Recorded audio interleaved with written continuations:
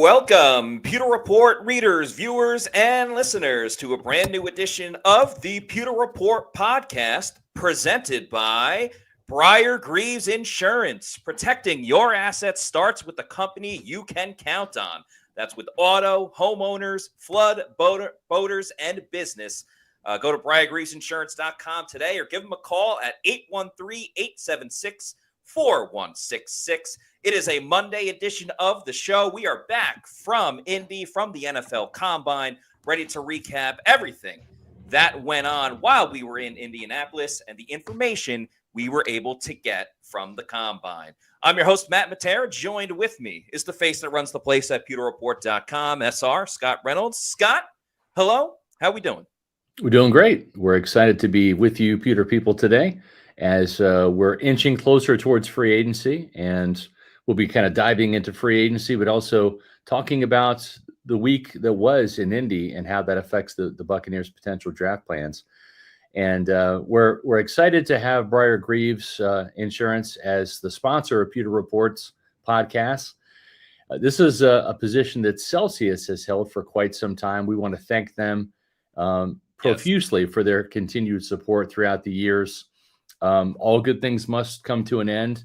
It had nothing to do with Pewter Report's performance, simply just a shift in their marketing plans. There were some people at Celsius that still love to be working with Pewter Report, but they are shifting their direction into different avenues. And we appreciate that. And again, we appreciate their support. So no more bodegas for a while. But you can't buy Briar-Greaves Insurance at a bodega, but highly recommend them. They're the insurance company that I've had for years for my auto and homeowners. And the late, great Mark Cook was the first one to turn us on to Briar-Greaves, and we're grateful that he did. So a lot to discuss on today's show. We'll talk Chris Godwin. We'll talk Khalil Mack. This is going to be an action-packed Monday. Plus, we have roll call at 4:20, man.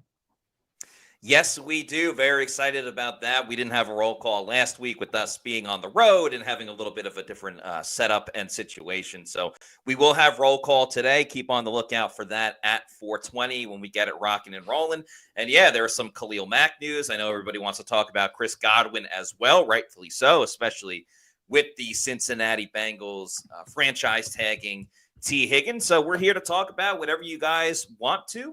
Super chats, of course, get precedent first. But yeah, let's get it rocking and rolling, Scott, because the Bucs met with a lot of prospects formally at the Combine, and we were able to get an overall grasp on the majority of who they spoke to. Yeah, and let's just kind of quickly go down the list. We were not able to talk to every single draft prospect. There was a couple of players that either we just were not able to ask the question, have you interviewed with the Tampa Bay Buccaneers? Or they didn't respond. And they said, I'm not disclosing that, or I don't remember, etc. So this is not a 100% foolproof list of which players this team formally met with. But these are the names we know. We got most of them, as we typically do when we go to Indy. So let's start off at the edge rusher position. These were the formal interviews. Marshall's Mike Green, Boston College's Donovan Ezaraku, Texas A&M Shamar Stewart, Ole Miss's Princely Umanmielen, UCLA's Olufewemi Oladejo, Central Arkansas's David Walker, and LSU's Savai Jones. So some pretty intriguing names there. Obviously, the Buccaneers spent a lot of time with the edge rushers, Matt. That's 7 players right there out of the, 45 formal interviews that they get. Yeah. 7 went to the edge rushers. Now let's look at defensive tackles and linebackers, both on the screen here. 4 defensive tackles: Toledo defensive tackle Darius Stewart, South Carolina's Tonka Hemingway, Utah's Junior Tafana, and Clemson's Peyton Page. And then we've got 6 inside linebackers. No surprise there. Alabama's Jihad Campbell, Oregon's Jeffrey Bassa, Oklahoma State's Nicholas Martin, Georgia's Smile Munden, Penn State's Kobe King, and Florida's Shamar James. And then rounding out the defense in the secondary, we'll take a look at the cornerbacks. East Carolina's Savon Ravel, Notre Dame's Benjamin Morrison, Kentucky's Maxwell Hairston, Kansas's Kobe Bryant, Nebraska's Tommy Hill, and USC's Jalen Smith. The safeties and the tight ends were on the same day. Georgia safety Malachi Starks, Notre Dame Xavier Watts, Virginia's Jonas Sanker, Penn State's Jalen Reed, and then for the tight ends, Penn State tight end Tyler Warren and Bowling Green's Harold Fannin Jr. And then the wide receivers, TCU's Jack Besh, Texas wide receiver Matthew Golden, Oregon's Tez Johnson, Maryland's Ty Felton, and Virginia Tech Jalen Reed. There's 5 wide receivers. They're not a big surprise because the Bucs have said, even Todd Bowles said it, they're looking for another wide receiver to add to the mix. And then rounding out the offensive line, these were the players that we had a chance to interview on Saturday. It was all offensive line on Saturday before we got out of town. 3 offensive linemen had formal interviews with the Buccaneers. North Dakota State's Gray Zabel, Sacramento State guard Jackson Slater, and USC's versatile offensive lineman Jonah Monheim. So those were the players there, Matt, for the formal interviews. And if you want to take a look at, as we have here, these are the potential Bucs picks in the first round. If you take all of those players that we've seen mocked in some of the more respectable, proficient mocks, these are the players. And I want to say there's 11 of them. Boston College outside linebacker Donovan Ezaraku. I talked to Trevor Sikkema. We both kind of put him in the PFF mock for the Buccaneers at number 19. Guess what? He'll probably be a top Pewter Report's next mock, which comes out next week. Marshall outside linebacker Mike Green. Texas A&M outside linebacker Shamar Stewart. Toledo defensive tackle Darius Alexander. East Carolina cornerback Savon Ravel. He may or may not be a first rounder. Same thing with Kentucky cornerback Maxwell Hairston. Georgia safety Malachi Starks. Also seeing Xavier Watts from Notre Dame, possibly maybe cracking the first round. We'll see, but I don't have him on this list. North Dakota State guard Gray Zabel, Penn State tight end Tyler Warren, Texas wide receiver Matthew Golden, who blazed a 4.3 time in the 40-yard dash, and TCU wide receiver Jack Besh. That might be kind of a sneaky bottom part of the first round.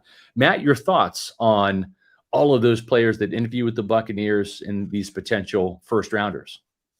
Yeah, for sure. I mean, clearly a lot of defensive guys. That's not exactly a shock to those that have watched and listened to the Pewter Report podcast, even our free agency preview. I know that doesn't apply to these draft picks, but our free agency preview was all about the defensive side as well. And I just think it shows the variety that the Bucs can go with in the first round. Unfortunately, some of it's because they need so many things to address, whether it's outside linebacker or corner or inside linebacker. So Donovan Ezaraku seems to be the leader in the clubhouse at the moment. He only helped his stock getting drafted in the first round based on what he did at the combine. Savon Ravel is certainly an interesting case, just given that he's coming off of a torn ACL, but he has all of the quality skill sets and the length and the measurements that the Bucs absolutely love in their corners. So it'll be interesting to see how much he drops based on that injury. Malachi Starks, again, pairing a Georgia guy with another Georgia player in Tyke Smith, one of them playing at nickel, the other one playing at safety. I think there's a lot of intrigue and excitement there. I mean, we saw how the Eagles were able to just draft a lot of Georgia guys and it helped them eventually win a Super Bowl, which they just did. Receiver, what's going to happen with Chris Godwin? I know we're very confident about him returning, but now with T. Higgins, does that change a little bit? How do the Bucs view, replenishing that receiver room to prepare for the future eventually when Mike Evans isn't playing? And of course, Gray Zabel with the offensive line. We know how much Jason Light loves building through the trenches. Even when they've had a good offensive line, that hasn't stopped him from drafting more. They drafted 2 offensive linemen last year with Graham Barton with their first round pick, and then Elijah Klein later on. Do they just say, okay, we're going to fill out our offensive line right now with Gray Zabel, give us some versatility, give Elijah Klein another year to develop and, see where he fits on this team. So there's so many different ways the Bucs can go with it. And I find that very exciting, though. I'd still put my money on the Bucs going defense with that first pick. Yeah, I would too. I think it's going to be edge rusher or cornerback. That would probably be, I think, where the Bucs would get the best value. Inside linebacker, that's a consideration. We have a couple of super chats to get to, but just as it Yeah. pertains to this conversation, since we're talking about it, just a couple of comments here from Dirty Red. No Jihad Campbell. Yeah, I mean, I think that there's a little bit of chance that he could slide it to the second round. I don't think the Buccaneers are going to draft an inside linebacker in the first round. I just don't. They did that with Devin White. I think they've had a little bit of buyer's remorse. The value isn't there. There's a lot of inside linebackers they like in the middle rounds of this draft. I know that. So I would not be surprised if Jihad Campbell falls to them in the second round. I think then they would have a better chance at making that selection. But in the first round at number 19, I just don't know. Maybe if they traded down and they get closer to the bottom of the first round, that's a possibility. But I'm not sure that they want to spend their first round pick on an inside linebacker. No Nick Amonwori. The Buccaneers did not interview Nick Amonwori. So unless they're pulling a Kalijah Kancey and going stealth mode, they did not even have an informal interview with him. And you look at the Todd Bowles safeties, Matt, they typically have been more akin to the Jordan Whitehead and the Antoine Winfield Jr., guys that have like crazy hips, can flip their hips and run, probably closer to 5'10" to maybe 6 foot. Amonwori is a bigger guy, more like Derwin James. And the only guy that has fit that mold, and he didn't fit it that well, was Keanu Neal. Now, Nick Amonwori is a fantastic athlete. Keanu Neal, not so much, right? But I just not surprised that they didn't have any interest in Nick Amonwori. And again, I don't know if they want to spend their first round pick on a safety, but that's why Nick Amonwori is not on this list, because they didn't interview him. And we've seen the Bucs. Yes, Kalijah Kancey is the exception to the rule, but we've seen a lot of times the Bucs put much stock into these interviews at the combine, and not for the funny viral moments like the video that the Bucs posted about Jalen McMillan, who likes to try off-brand cereal and see what the difference are and things like that. But they really value their interviews and the thought process behind players and finding out how they process a game or a certain lineup and the X's and O's of the things. I think throughout the years, the Bucs have really, as many teams do, but the Bucs specifically have gathered so much intel just based on these face-to-face meetings alone that have really helped determine and shape out how they want to build their roster, who they add to their big board, who maybe they take off their big board as well after meeting them. So, there's always that exception to the rule, like Kalijah Kancey, who we just mentioned a moment ago. But odds are, if the Bucs aren't meeting with them in the first place, it's not really their cup of tea. Yep. Also, one last comment about this, and we'll have more comments, but I mean, just before we get to roll call here, Felix Schmidt says Matthew Golden, round one. Yeah, that's been the buzz.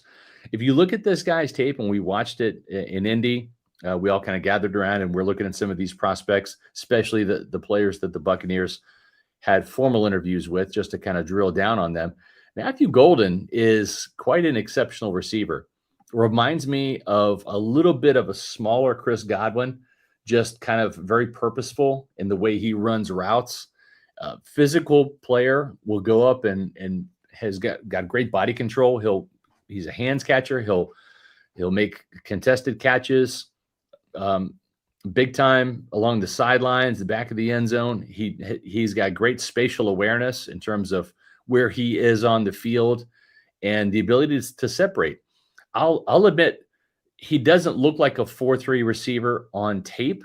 He does get some separation. He's not a guy that looks like a burner like his former teammate Xavier Worthy was at Texas, who's now with the Chiefs, who's just a legitimate, absolute burner. I think he ran a 4.29 last year at the Combine. So Matthew Golden just a tick behind at 4.3 flat. But Golden, the film is very intriguing and enticing. And believe it or not, the buzz coming out of the Combine is that he may be the first wide receiver taken. And I don't know, because Tedero McMillan is pretty good. I think that he's going to be a top 10 guy. I'm not sure if Matthew Golden is a top 10 receiver, but he's one of those guys, Matt, that at number 19, if someone like Ezeraku and Mike Green, if they're off the board, if there's not a cornerback that they like, Jason Light's going to take the best player available. That may be Gray Zabel from North Dakota State. That may be a wide receiver. And then you just say, okay, we've got a wide receiver in the mix now that will eventually replace Chris Godwin or Mike Evans. We've got a guy in the hopper that we can essentially have with the fifth-year option for 5 years. And then you get some insurance just in case Jalen McMillan, stalls in his development or whatever. So you can never have too many receivers. Remember that Chiefs game last year, a game that they actually almost had a chance of winning had they gone for 2 and got it, and maybe got a stop on defense, which is hard at Arrowhead against Patrick Mahomes. But Matt, they didn't have Mike Evans. They didn't have Chris Godwin. They didn't have Jalen McMillan. And they went toe-to-toe with the Kansas City Chiefs in their place without those 3 guys. So imagine if they had a playmaking wide receiver that that could have stepped in and performed better than a Ryan Miller or a Sterling Shepard or a Raheem Jarrett on that night. That's 100% a fact. And sometimes it's difficult to build out your entire wide receiver room that way. But one way you can do it is via the draft. And we saw that. I mean, if they do draft Matthew Golden, their top 4 receivers would all be draft picks by the Tampa Bay Buccaneers, going back to Mike Evans and the first ever draft pick by Jason Light. And Golden's just a very exciting wide receiver to watch. I think in a way he's kind of deceptively fast, even though he ran a great 40 and did better than Isaiah Bond. And he's way more of a natural receiver as well. And the excitement part comes in with the fact that he, makes the deep play down the field. Like, he is a huge deep ball threat, but there's way more to his game than just that too. So he provides a full arsenal of a skill set at wide receiver that would specifically help the Bucs and what they want to adjust a little bit with their offense. Because obviously it's already in a great spot based on what they did last season, but that would be a very fun element. Another fun element of the Pewter Report podcast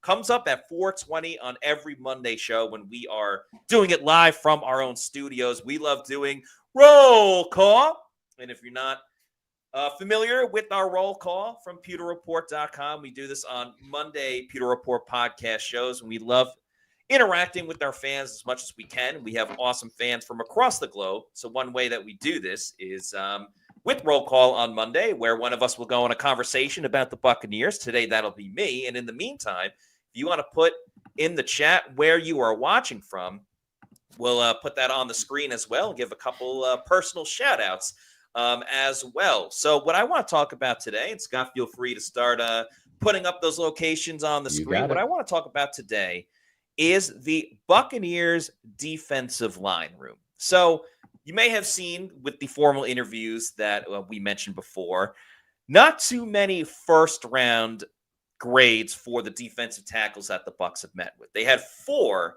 formal interviews with defensive linemen. That was Darius Alexander out of Toledo, Tonka Hemingway from South Carolina, Peyton Page out of Clemson, and Junior Tafuna, who was a defensive tackle for Utah.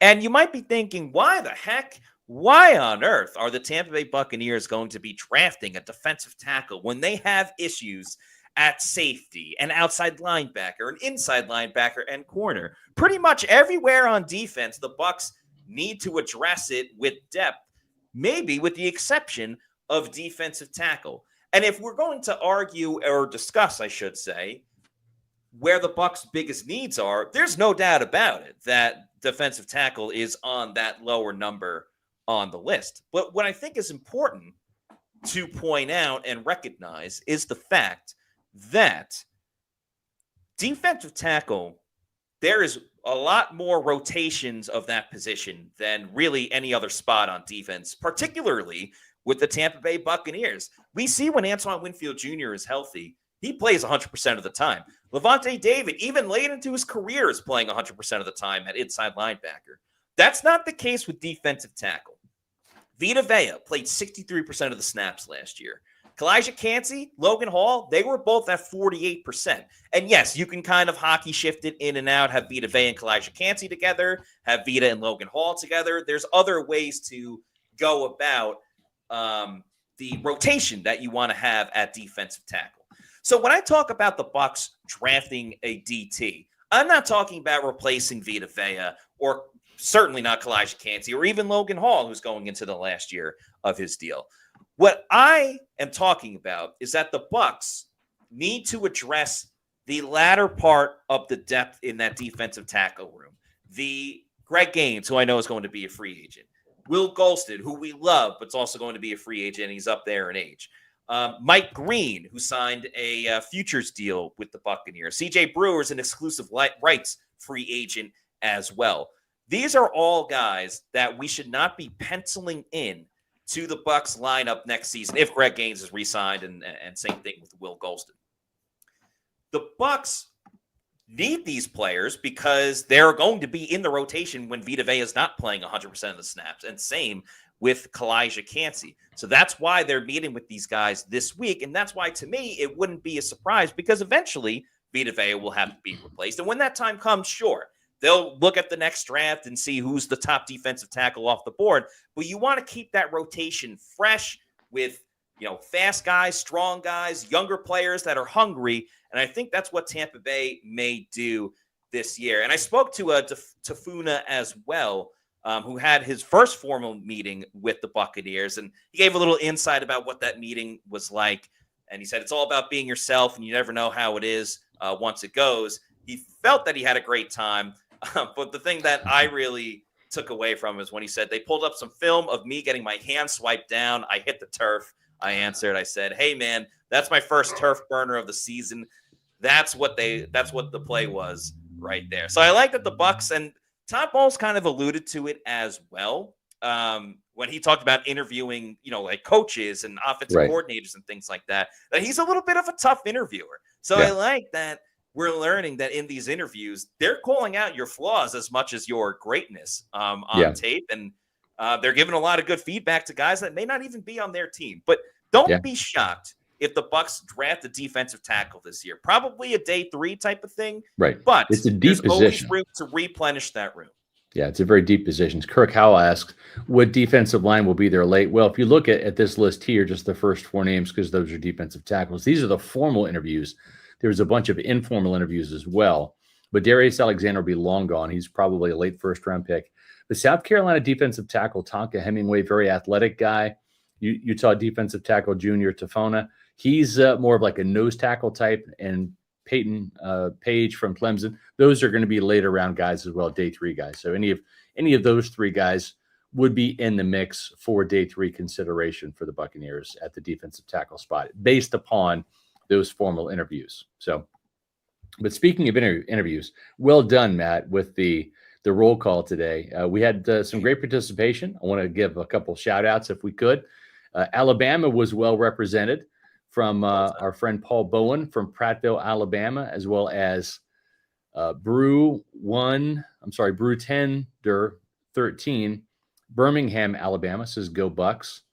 We had Kieran Butt from across the pond in Norfolk, UK, going up to Newark, New Jersey, one of our newest Pewter Report TV channel members. Kida Villain, appreciate you chiming in today from your location in Newark, New Jersey. And then Long Island, New York, Matt, might be near your home stopping ground, Aaron Schnitzer. And let's drive through Florida, shall we, with Kenneth from Orlando, Florida. And then we'll drive through Indiana with Waldo Williams. And then last but not least, we'll make a couple stops. We'll go out to JB, San Diego, California. Caught the live just long enough for roll call. Later, Pewter Peeps. We appreciate you stopping in for roll call, JB. Hopefully you'll watch the rest of the show on Pewter Report TV, our YouTube channel later on. And then Christopher Cole, Gotta Trust Light and Company from Bartow, Florida. So thank you all very much for letting us know where you're watching the show from. It's always fun on Mondays to kick the week off with the roll call.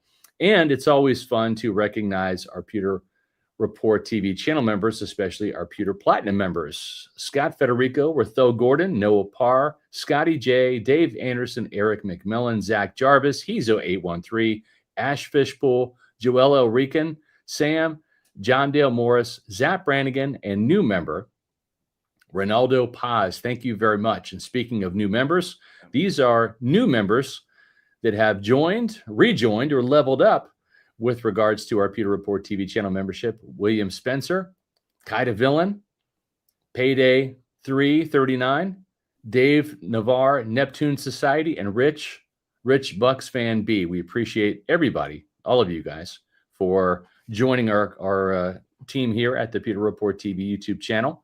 And we'll also, on Mondays, give a rolling shout out to all of our Pewter Premier members. Too many to list individually, but we have you up here on the screen. Yeah, thank you all so much for your support. We really appreciate it. We couldn't do it without you. And we'll also have a Pewter Insider on Thursday this week because we are traveling once again on Friday. But keep a lookout for that Pewter Insider coming up on Thursday of this week. Yep. And the Thursday show, might as well just go ahead and tease it right now, is going to be our free agency preview of the week. We'll talk some free agency today and tomorrow and on Wednesday's show, but we have a special dedicated show for our Pewter Insiders. That's going to be on Thursday. Oh, there's Khalil Mack. Look at that. Because free agency starts technically next week. Monday, March 10th, is the opening of the negotiation window. That's the legal tampering part of free agency that begins. And then players can be signed to contracts 2 days later on Wednesday, March 12th. And so we're looking forward to our free agency coverage as well. Matt and I and Adam will be on the boat. We'll be on the Pewter Reports or on the Tampa Bay Bucs cruise representing Pewter Report. And tomorrow, I got the schedule here, but I didn't have time to look at it for the Bucs cruise. We're going to have a designated time and location for a meetup. We'll probably do that 2 days. We'll do that on the second and the third day of the cruise. So we'll have some dedicated meetups, for about 30 minutes to an hour, kind of informally, where we'll let you know where we're going to be grabbing a drink. And if y'all want to stop by and say hello, we're happy to do so, answer your questions. We'd love to meet any of our Pewter people that are on the cruise. And of course, if you see us around the cruise, don't be shy. We're not strangers. We'll be happy to say hello and shake hands and talk some Bucs football. Is what we love to do. We do it at training camp when we see Bucs fans. We do it around town, and we'll certainly do it on the Bucs cruise as well. So we're looking forward to that. And so we're not going to have our Pewter Insider on Friday. We're going to have it on Thursday. Kind of a shortened week, just Monday, Tuesday, and Wednesday regular shows. We'll have probably an update on Chris Godwin as it gets a little bit closer to that. Tomorrow's show, though, will be the best Bucs Combine interviews. We're going to be doing that topic for the Pewter Report Roundtable. And we're going to be talking about which players we really liked, and kind of sharing some insights from those interviews that Matt and I did. And we'll have some thoughts and comments from the other Pewter reporters as well that we'll share. But just some of the players that really stood out to us, that is Kansas cornerback Kobe Bryant, who really kind of wowed me a little bit. And we'll talk more about that, as well as their fits on this Tampa Bay Buccaneer team and how they could impact the roster if drafted by the Bucs. So a fun show tomorrow as well at 4 o'clock Eastern time here on Pewter Report TV. Yeah, let's get to some super chats, shall we? Starting with Bucs Basement. Thank you very much for these $5. Says, red flags from Jason Light. I don't like how he talked about spending, parentheses, not wanting to because of his past, being cheap, being comfortable in the quotation sweet spot. Yeah, so a couple things on this. Number one, why would you want to ask somebody to do something that they're not good at? It doesn't mean they should refrain from it altogether, because you're not going to get better at something unless you try it, unless you do it. But really, when you're looking at free agent signings, it's Ndamukong Suh, it's Tom Brady, it is Ryan Jensen. Like, those are the three impact free agent signings that were the big splashes. Now, of course, the Shaq Barrett signing, the Baker Mayfield signing, those are great signings, right, Matt? But but those were kind of 1 year prove it deals that the Buccaneers and Jason Light were able to do and hit on. But if they had known Baker Mayfield was going to be that good, they would have signed him to a massive deal to start with. Same with Shaq Barrett. But in terms of the big free agent splashes, and that's kind of what Bucs Basement's alluding to here, there's only been 3 that have really hit. And we can spend the rest of the show going through the ones that didn't hit. And I kind of outlined this in my SR's Fab Five a couple weeks ago with the Eagles. They really had about 3 or 4 out of their 11 free agent signings hit. Some of those were big. Saquon Barkley was big. That was the biggest one. They also had a huge miss in Bryce Huff. $17 million a year, 2.5 sacks, was inactive for the Super Bowl. So I think Jason Light would rather spend money on his own guys. And you're going to see contract extensions for Luke Gedeke this offseason, probably Kate Otten, and probably Zion McCollum. And you're probably going to see Chris Godwin get re-signed as well. Those are the types of guys that Jason Light loves to pay big money to because they've already proven that they're a fit in Tampa and that they're fits in either in the offense or defensive side of the ball here in red and pewter. It doesn't mean that they're not going to sign a big name. One of those big names, maybe Khalil Mack. That's a name that we were hearing at the Combine and was reported by ESPN's Jeremy Fowler. And we reported that last night on pewterreport.com. Doesn't mean that they're going to sign him. It just means that they're interested in potentially, talking to him and seeing what his asking price is come Monday. And, and at age 34, that is a player that probably still has something left in the tank if you believe the Pro Football Focus grades, but his sacks dropped from 17 2 years ago to 6 last year. But he could bring a lot of experience and veteran wisdom that could not only help the Buccaneers on the field, Matt, but help younger players like Yaya Diaby, Chris Braswell, guys they already have draft picks invested in. And maybe if they draft Donovan Ezeraku in the first round, help him too. Exactly. And the big thing with Khalil Mack, and I'll answer the super chat from Bucs Basement as well, but the big thing too is you kind of understand it's a short-term rental anyway. Like it's not going to be more than, I would even say, 2 years the most. So really what you're investing in with Khalil Mack is somewhere in between the 17 and 6 sacks. Now, if he goes out and gets 17 sacks again, like he did 2 seasons ago, then absolutely go for it. But to expect that over the next 2 seasons, I don't necessarily believe that that's going to be the case, despite the price tag that maybe Khalil Mack is looking for as he finishes his career and still wants to go and win a Super Bowl. Now, the whole spending cheap and not wanting to overdo it, I think what Jason Light was talking about more is just the downside of the risk of making a splash trade or splash signing, where if it's a big signing for a lot of money and it's several years, that can really screw up your cap and the dead money and things of all of that nature. A big trade, you're giving up future draft picks, and how many draft picks are you giving up? And if the guy doesn't work out, well, then you kind of wasted all of those draft picks. Right. Jason said, if there is a deal to be made that we like, we will go for it, but we're not just going to get desperate. And that comes into the whole JPP trade, you know, where Khalil Mack, sure, there's risk with the money, but again, because it's 1 to 2 years, I can't imagine there being, all of this dead cap money if something doesn't work after a season. It's pretty much, we're going to pay you this year, and that's about it. So it's not going to really hurt them long term. If Bucs Basement follows that up with, and thank you for this $5 super chat. Thank you. Yes. Sweet spot does not equal winning the worst division in football, getting bounced in the playoffs yearly, and drafting late. Sounds like purgatory to me. I think this is a good point, but what I would kind of counter with is the Bucs didn't have all of the money to spend with once Tom Brady was out and you had Baker Mayfield for his first season. It took the Bucs really 2 years to kind of get through that. And now is the first free agency in a while where they are available to go out and spend a little bit more than they typically would.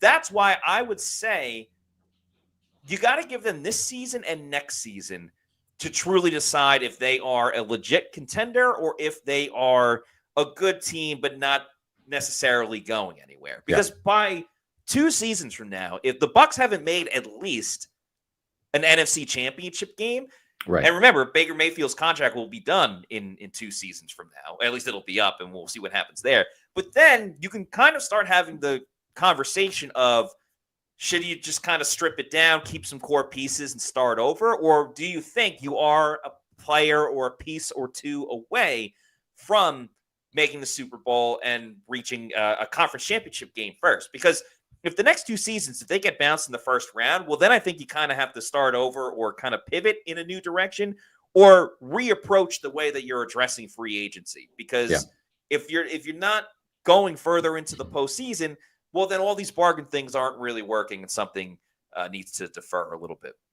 Yeah, no, I agree with everything you said there, and I think the last kind of point I'll mention about this isn't purgatory. Making the playoffs every year and having a chance to advance in the postseason is not purgatory. Purgatory was that decade of darkness where this team did not make the playoffs, where this team was regularly vying for a top 10 draft pick. That was purgatory. Not having a quarterback and going from Josh Freeman to Mike Glennon to Josh McCown to Jameis Winston, that was purgatory. So our definitions of purgatory are a little bit different. I respect what you're saying, Bucs Basement.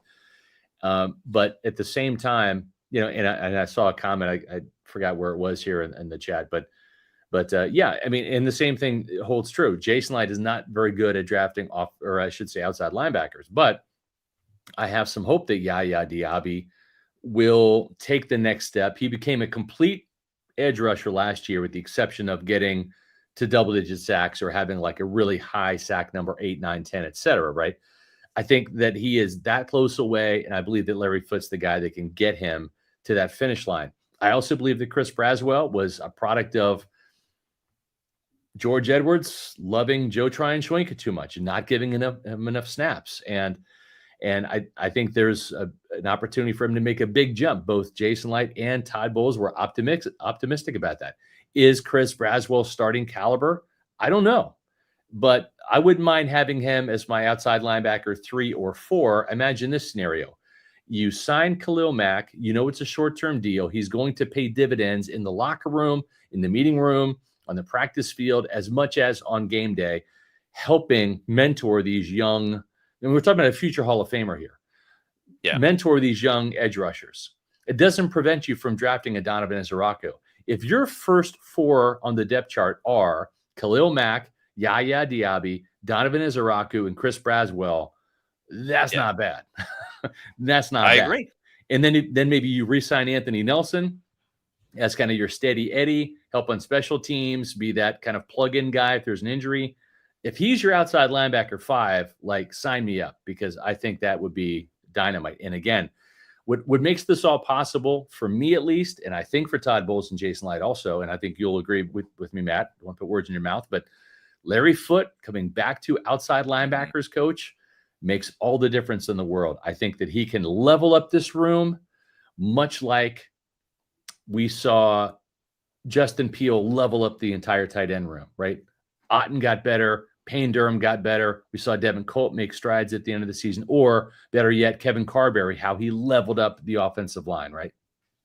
And I think it'll help Chris Braswell as much as a rookie outside linebacker that comes in, based on Chris Braswell is part of this situation going on of why we don't feel great about the outside linebacker room, because he didn't prove anything. Like if Braswell had some shine last year, maybe I'm not banging the table for the Bucs to go get a proven commodity, but now they absolutely need a proven commodity. And Larry Foote, as an outside linebackers coach, got the best out of that unit the first time around when he was coaching there. I don't think it's a lightning striking twice type of situation. I think he's just proven to be better at coaching outside linebacker than he was inside linebacker. He's a little more in your face. He's a little more demonstrative when coaching out there. He's doing the drills with the players versus just saying, hey, go out there and do this, this, and this. And it's a different style of coaching approach, but I think it's the one that this group specifically needs. So you can kind of pair Khalil Mack with the young edge rush. You can set yourself up for the present and the future too, because I would be fine as well.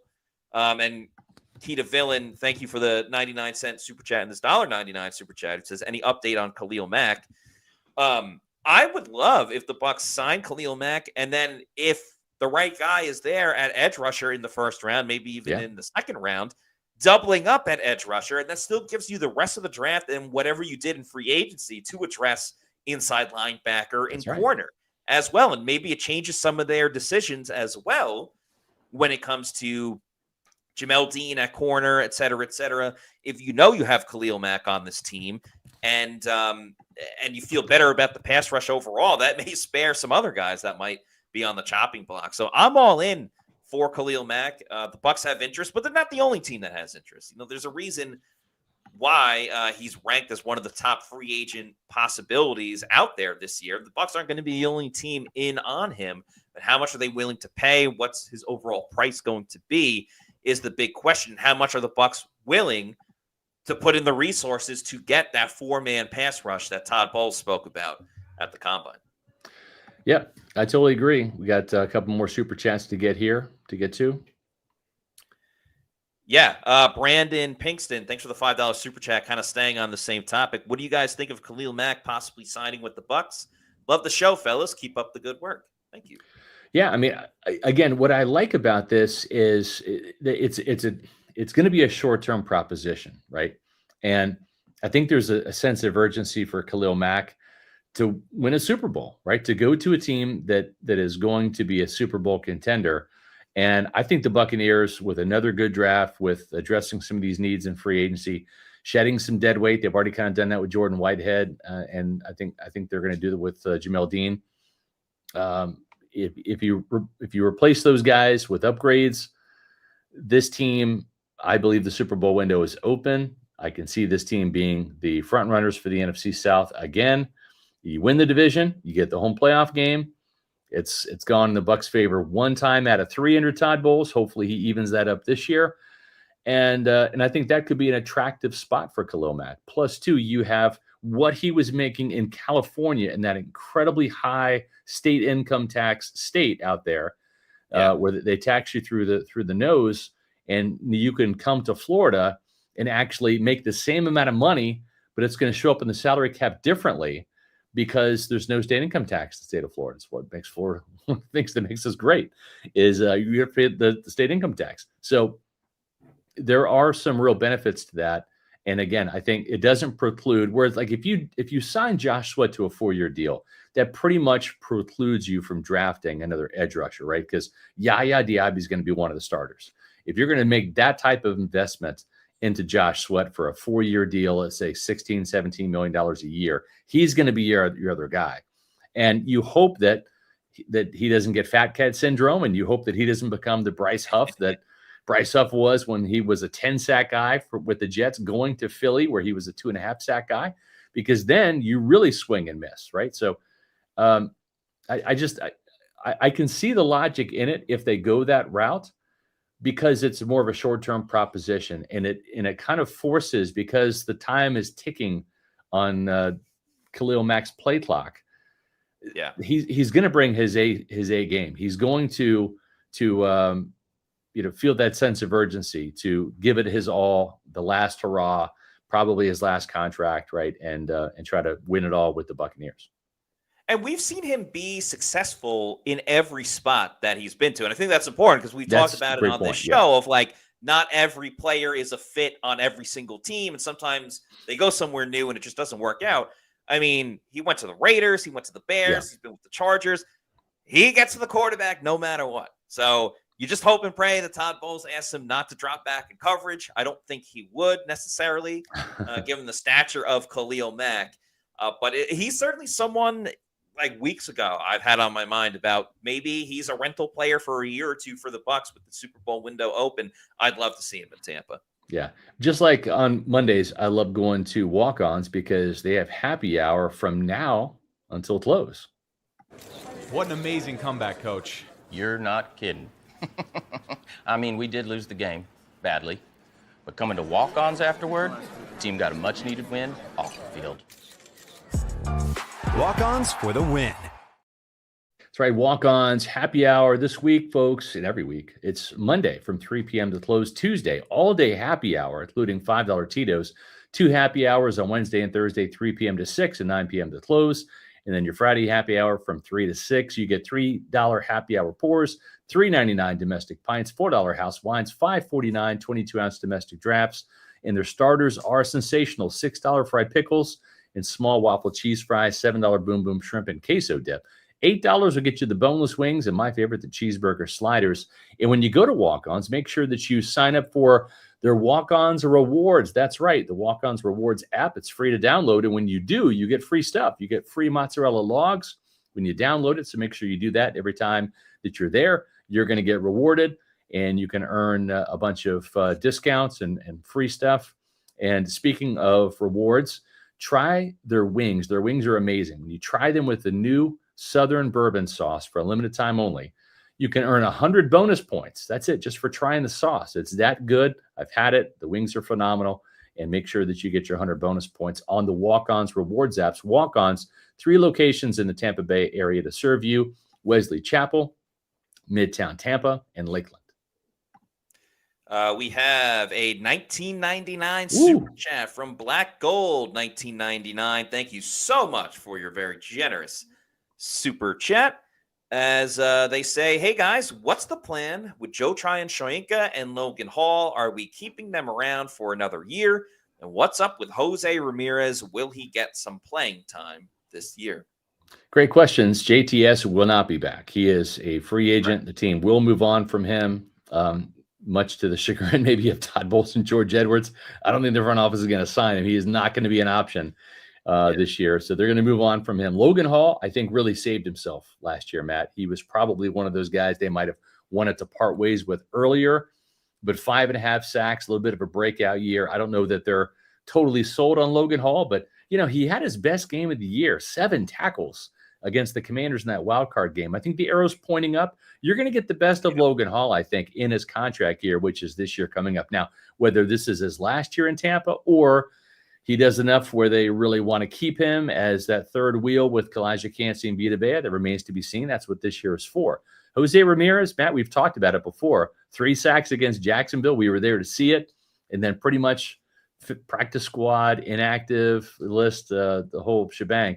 I think, too, he was kind of fell victim to the infatuation with Joe Tryon-Shoyinka for some reason, it being his contract year. He got a lot of snaps this year, but those snaps kind of decreased as the season went on. We saw Anthony Nelson actually become a starter down the stretch. But Jose Ramirez just didn't really get much of a shot. Marquise Watts was on injured reserve for most of the season, but we'll see. Yeah, there's no way JTS is back, so I don't need to spend time on that one. Logan Hall last year, I mean, we all had our reservations about him. I think I had said this might be his last year. And then based on the amount that he plays and everything like that, he had a great season. Yeah. So it's a weird spot with Logan Hall and the Bucs this upcoming year, because we all know the future at defensive tackle is Kalijah Kancey, and he's one of the best defensive tackles in the league. Once he's like fully healthy and ready to go, it just takes a whole month before you get the impact of Kalijah Kancey. Yeah. So his training camp is going to be as important as anyone else. But it's interesting with Logan Hall, right? Because he needs to prove again that he was the player that he was in 2024. And if he's not, he's probably not going to be back with the Buccaneers. Yeah. If he has a similar type of season, I can see the Bucs re-signing him, but what's the price there? Yeah. And if he does even better with his production, because the Bucs are still obviously committed to Kalijah Kancey and they still have Vita Vea under contract, if he plays too well, he may outprice himself in Tampa, and that's obviously not a concern for Logan Hall because he's going to get a big contract somewhere else. But I think Logan Hall may be kind of the odd man out in terms of if he plays better, the Bucs may still try to just find his replacement and give him too much money. It's almost like, you know, you can only pay so many guys. And oddly enough, he got released today. But Alex Kappa was a guy that the Bucs couldn't retain after they won the Super Bowl, the offensive guard. He got money from the Bengals. The Bucs chose to go in a different direction. I can kind of see that happening with Logan Hall. But if he plays well enough, at least the Bucs have it for this season. Yep, I agree. Meets McGee, thanks for the $5 super chat. Says, if we sign Mac, I would like Donovan Ezeraku at 19. And day 2 and 3, draft Bassa or Paul Jr. at linebacker. Yeah, I like Paul from Ole Miss, the linebacker, but the Bucs didn't interview him. Not even an informal. So again, unless they are going stealth mode this year, which, you know, it's their prerogative, but they did not interview him formally or informally at the combine. So that's a little bit of a tell. They did, however, have a formal interview with Jeffrey Bassa, a player that caught our attention at the Senior Bowl. So you know, we'll see how that pans out. But yeah, I would love to have Donovan Ezeraku in round 1.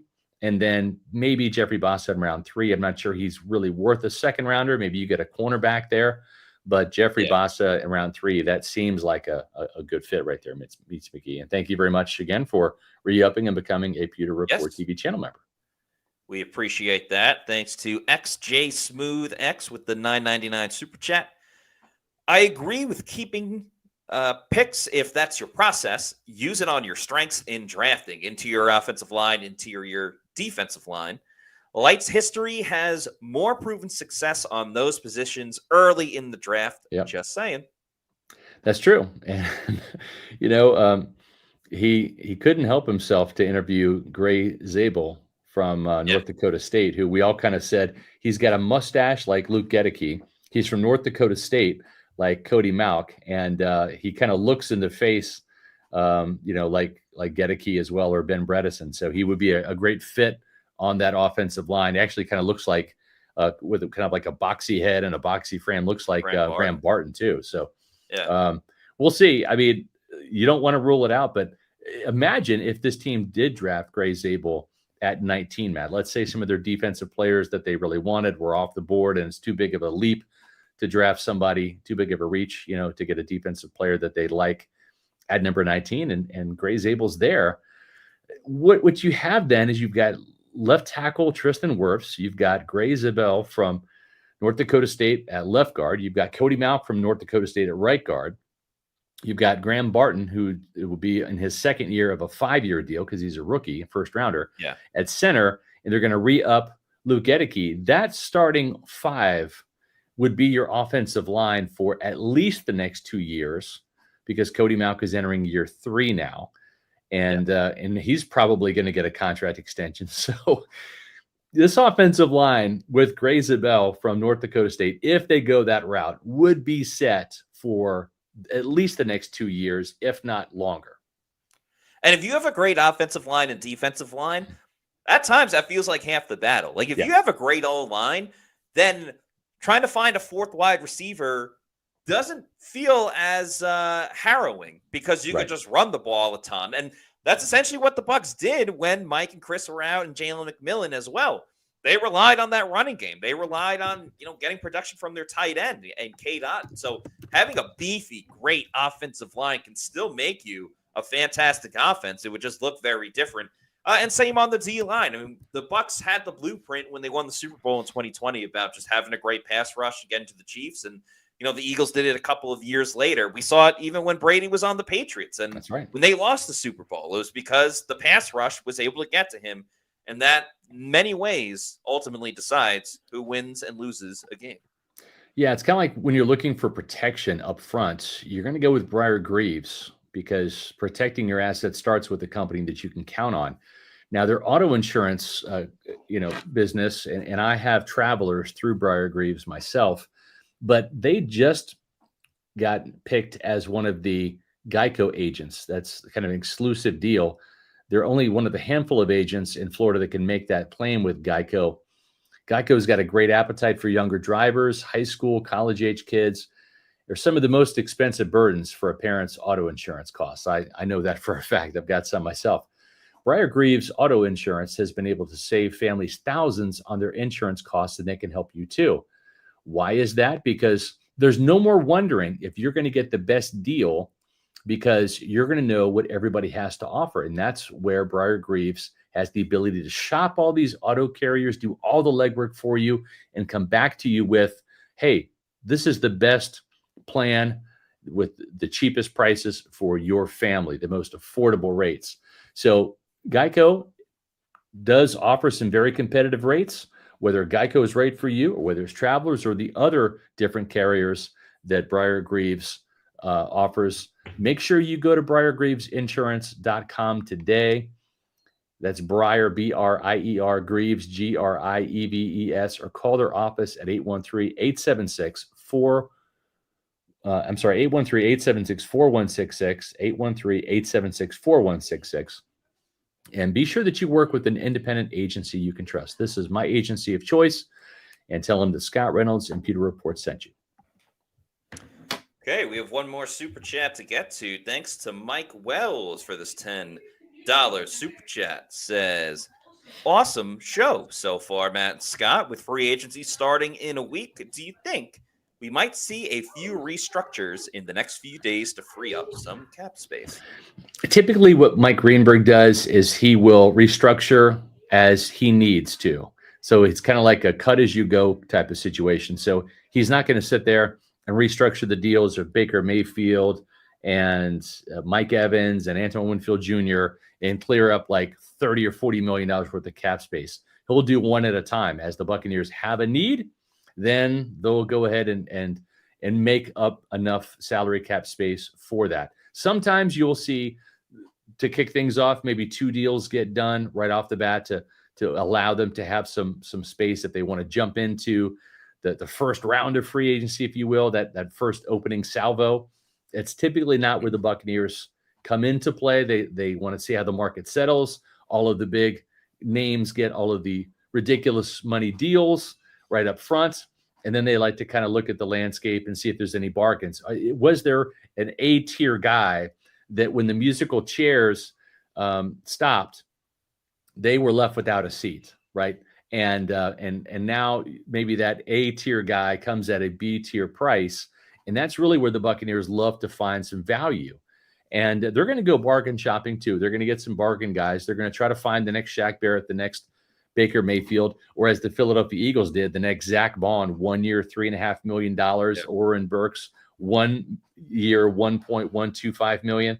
So those are the types of players that they're going to be looking for. We'll see if they make a big splash, whether it's a Khalil Mack, whether it's a Charvarius Ward. I'm going to be curious to see. They will have some money this year. They should ramp up a little bit more for sure. As realtor David Zussman says, we need to trade for Nick Herbig. I know that's a big fan of yours, David. He doesn't get enough snaps in a loaded Steelers defense. It's impossible for Jason Light work a deal to get him. Listen, they're not going to trade Nick Herbig. The Steelers, I know, love Nick Herbig as one of the rotational guys.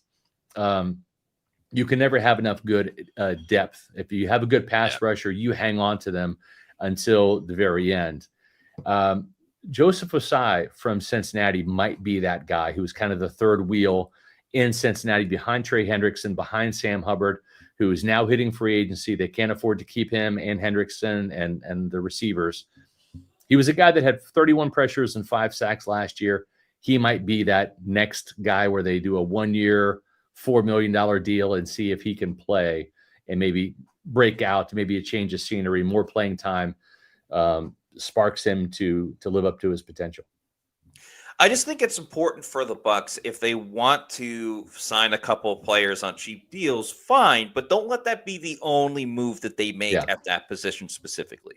Right. If you want to do one cheap deal and one draft pick at the position, sure. Let them duke it out for, better positioning and spots with them. If you want to do one more expensive, one inexpensive, fine. Or do 2 inexpensive and let one of them really earn their contract. I think there's several ways to go about it, but just don't be one and done just based on, we need a corner. Okay, we got a corner next. And that's not the right way to do it. Exactly. We've had a great time wrapping up the combine. We'll talk a little bit more about this and Khalil Mack and Chris Godwin and whatever else is on your mind tomorrow during the show.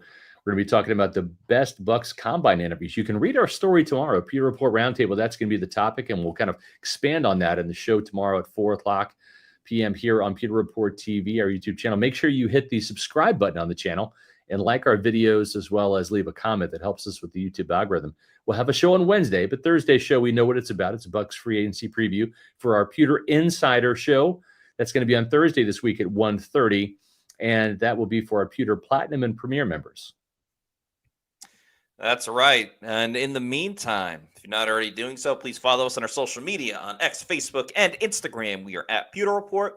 Our YouTube channel is Pewter Report TV. Please like and subscribe. Leave a comment on this video, too.